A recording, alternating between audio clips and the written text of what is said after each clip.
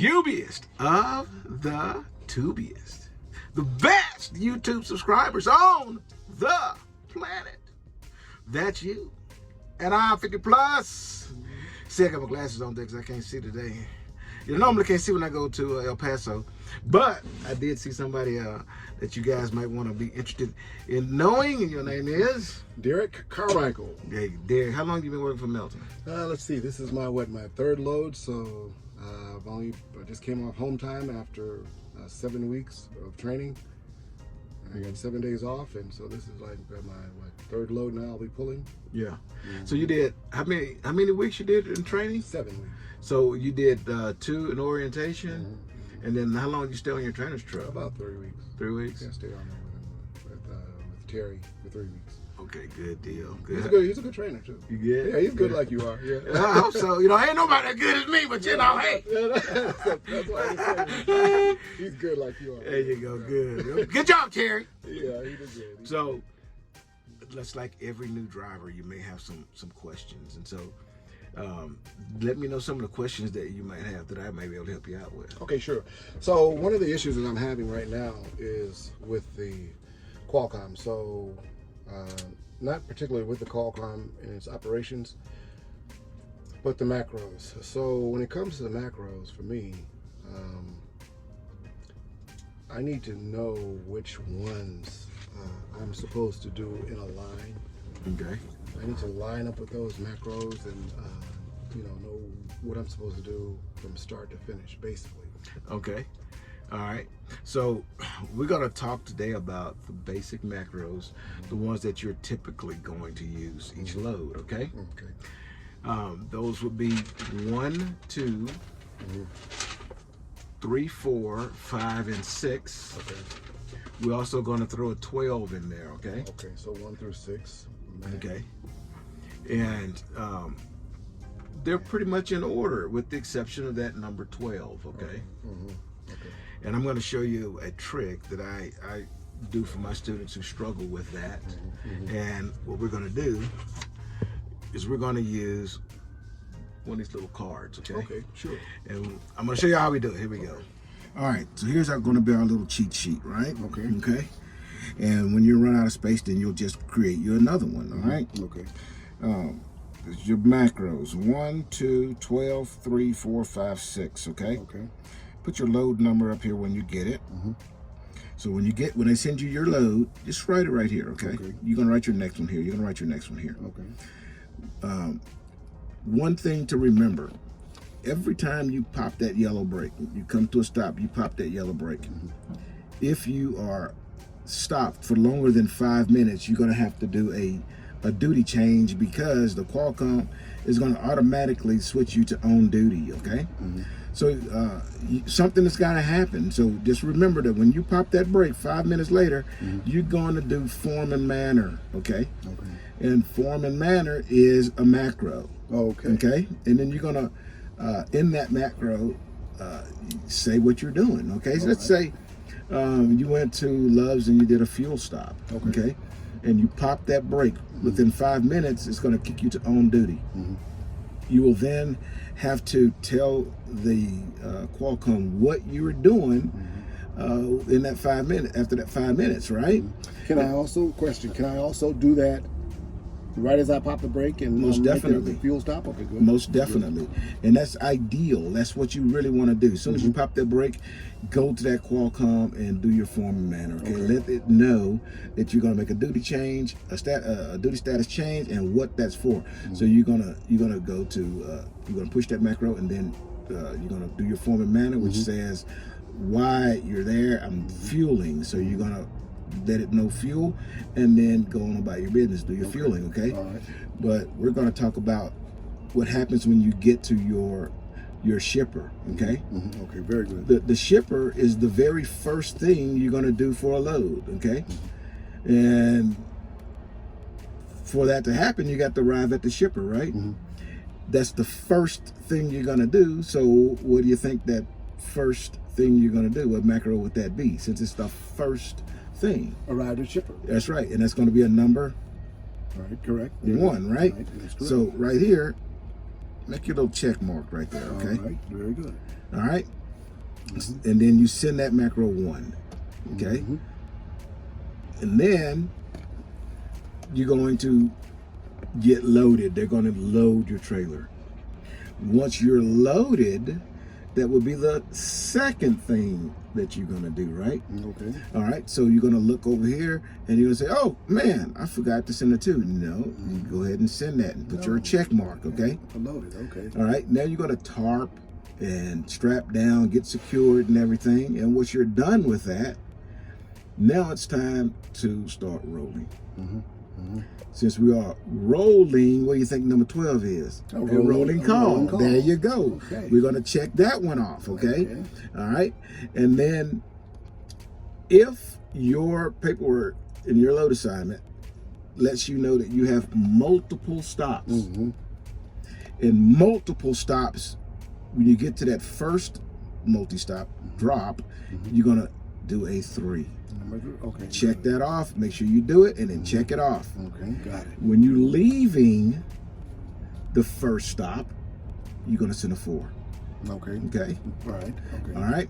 And then if you got 5 stops, you're going to do 3, 4, 3, 4, 3, 4, all the way until you get to until you're done and you're about to go to that last stop. Okay. Okay. Okay. The last stop is called the consignee.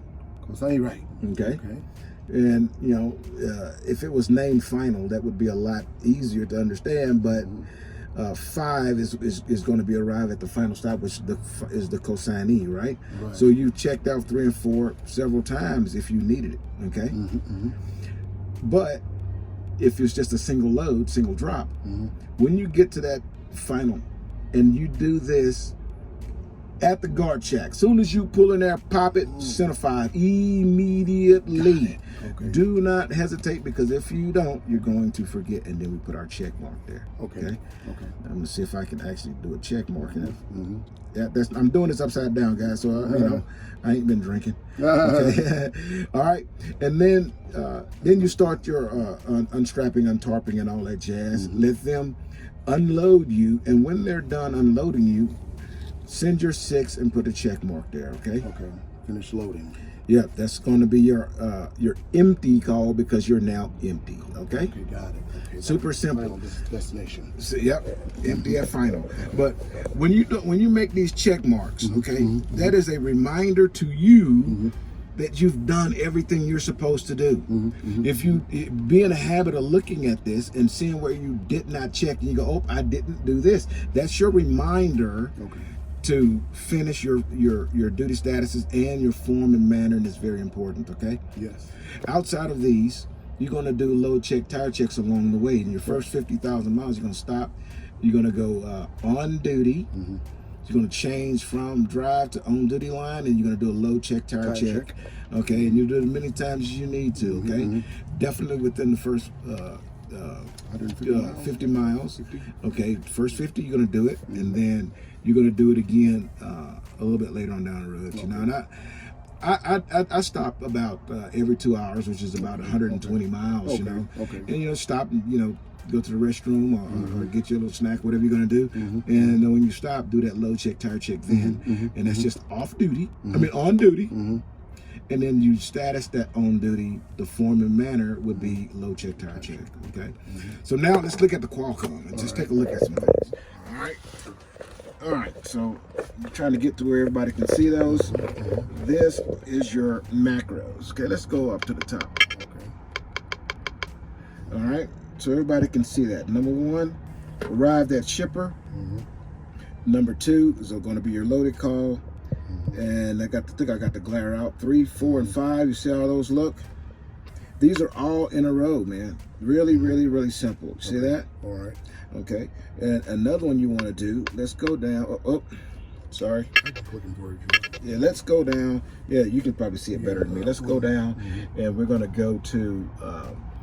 Well, we're going to go and we're going to do put our scale in. All right. All right, we're seeing number 49 right there. It says steers and drives. Okay, and what we're gonna do,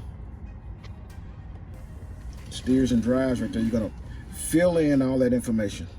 Okay. Okay. And then where it says the tandem 1 and tandem 2, of course, the front and rear tandems, and steers are no more than 12,000, right? Drives no more than what, 34, right? Correct. And then each one of those tandems can't be more than 20.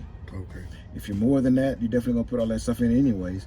But if it's more than that, that's how they know that you need to go back and get reworked. Right. All right. Either move the load or to change it out. Yeah, they gotta either take some weight off or rearrange how they got it. Depends on what it is. So get you one of those little cheat sheets like that. I'm gonna leave you with a couple of these, and then when you go, these index cards are gonna be good. They're gonna help you get in the rhythm. Okay. Once you get in the rhythm of doing these things, it'll become second nature, and then you'll be able to do them without the little cheat cards right here. But generally, what I do is have my students, when they get their own truck, I have one taped in my truck right next to the cluster there, and then I just have them check them off, you know, and and that helps you to remember to get them done. Form and manner is very important. If you ever get to a situation where you do a weigh station or something, and they're gonna look at that, they're gonna need to know where you're at. And the next thing is, sometimes our customers have access to those. They know when we're loaded, when we're leaving, when we're arriving, that kind of stuff. They can kind of keep information on where their load is. Okay, so when we don't put that information in, then the customers don't have it. I understand. You see, and then that creates a quality control issue, and that's just not typical Melton, right?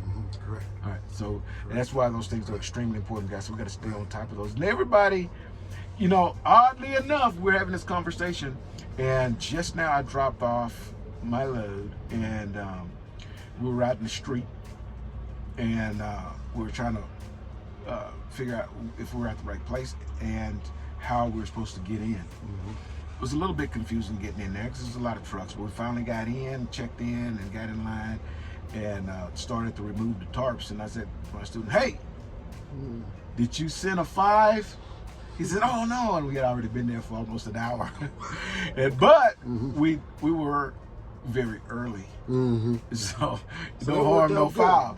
But that's not how we want to do things. We want to try to get them done. As soon as you know that you're at the right place, send it right then. Okay, and the same thing you're gonna do with all of your macros. As soon as you know that you're about to perform that next stage, send that macro right away. Don't wait. Okay. All right. And don't wait on the macro. That's send right. Right away. That's it. You know. And then same thing with the 6. I hope, what is that? Okay, guys. I don't know when that thing. Oh, that was my student sending me a message. He's trying to call me right now. Hold on, we're back. I had to speak with my student for a minute. Okay. So another thing that I want you guys to get in the habit of doing this. Okay. When you're done, and this is not always possible, but it's as possible as it can be, you need to do this.